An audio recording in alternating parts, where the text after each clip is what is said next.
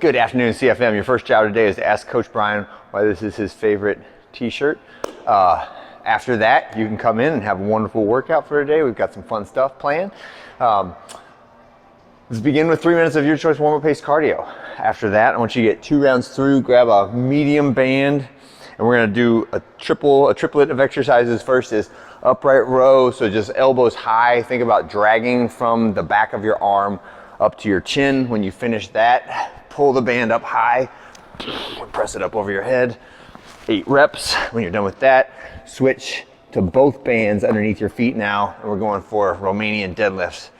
Okay, I'm gonna admit it, these new bands are extremely tight. Okay, so you saw me struggling a little bit there. 4 reps on each side, single leg, RDL balance drill, right? So standing in the middle of my 4 cones. If you just have 4 dots on the floor, you can make it even tougher. The higher cones are a little bit easier. I'm gonna go down to the bottom of my single leg deadlift, reach out, touch 1 cone, back up to knee above the hip, down, reach out, touch the other cone. Try not to fall, right? We try to get all 4 cones with 2 different hands. I missed it. Get it, okay. Just like that. And try to get those without dabbing your foot to the floor for balance or jumping or hopping. So a little bit of stretch, a little bit of core strength, whole lot of balance on that one. And it can be a little bit of fun to challenge yourself, try to do it without stopping. Make sure you do both feet. So that was 4 on the right foot, next do 4 on the left foot. And then your last one is a monkey hang with active legs. So when we do, I'll get right here.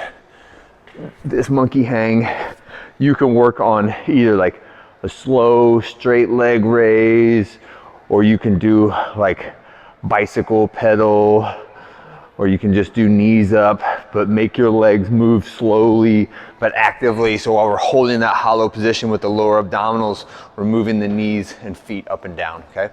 And that will be our warm up for today. When we go into the workout, we'll need some stuff on the floor. So we're gonna do push press with our superset of front foot elevated split squats, and then set it up so that you have 1 plate on the floor and your next plate will be for your deficit push-ups, okay? So start off with push press.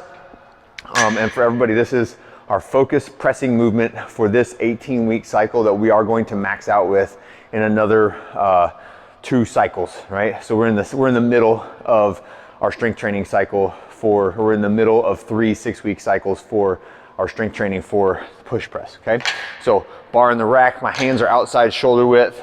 I'm gonna duck underneath it, stand it up with my shoulders, take a big step back, and now I'm doing dip, drive, press, reset, dip, drive, press, reset.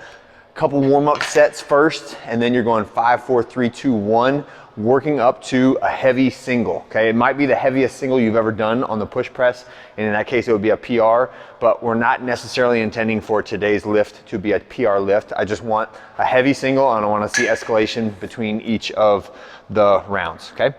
In between each set, we're just doing a quick 6 rep set of our front foot elevated split squat. So if you watch where my knee goes, excuse me. So I'm in a pretty balanced lunge stance. I don't want to be too long on this stance or I won't be able to get my knee all the way forward. So a little bit shorter on the stance, and then this motion is forward and down, right? So I'm reaching as far down into this position as I can get, pushing my knee as far forward of my foot as I can get it, and then pushing backwards and up. Okay, so down and forward, backwards and up, and then add weight as appropriate. So if 6 reps with just body weight is super easy, grab a light kettlebell, grab a medium dumbbell, something like that, in order to make it a little bit more challenging, right? And that's our superset for all 5 rounds. When we're finished with that, we can put the bar away, but leave the plates on the ground because we're gonna use them for deficit push-ups. And what we're doing is a 15-minute ladder AMRAP. So it starts with 1 rep of each, then 2 reps of each, then 3 reps of each, then 4 reps of each, etc., as far as you can go in 15 minutes, okay? So the first exercise is a deficit push-up. So I've got 2 45-pound plates on the ground. The RX movement is just my body weight, and I'm touching my chest, chin, and thighs to the ground in between those plates that are an extra like 4.5 inches off the ground, okay? So a little bit of extra extension in the chest when I get to the bottom, and you will feel that even if you're really good at push-ups. If you do a bunch of deficit push-ups, you will definitely feel it in the chest. And it's really good for people who, I'm always working on getting to the actual ground when we do push-ups. If you're somebody that I'm constantly barking at, say like, get a little lower, squash a bug with your chest, right? This is an excellent movement to help you feel much more comfortable and strong at that bottom position, because you actually go past that bottom position to use it. And we can use the same scaling methods as we normally do, with either a band around the rig or a band hanging down from the rig around your waist as you do those, okay? Our second exercise is ring rows. Nothing fancy on these. This is our standard ring row movement. So from about the rib cage until we lay back, arms straight with the body straight, and then rowing up until the thumb or my wrist touches my rib cage. Next one is going to be matador dips. Matador dips, we've got the matadors hanging on the wall over there. And as I go down, I want to get my shoulders below my elbows at the bottom, and then press up the straight arms at the top, okay? And if you need to use your tippy toes just a little bit to provide a little bit of extra assistance, or a band across the rig, any of those are fine. Just make sure you're using your arms a lot when you're using the assistance methods, because those can quickly turn into using more legs than arms when you do that.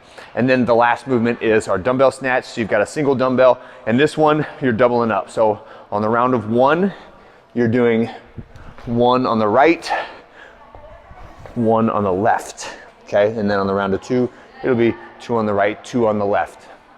And you can alternate, or you can do them, break them up, so you do all the reps on one arm and then all the reps on the other arm. It does not matter for today.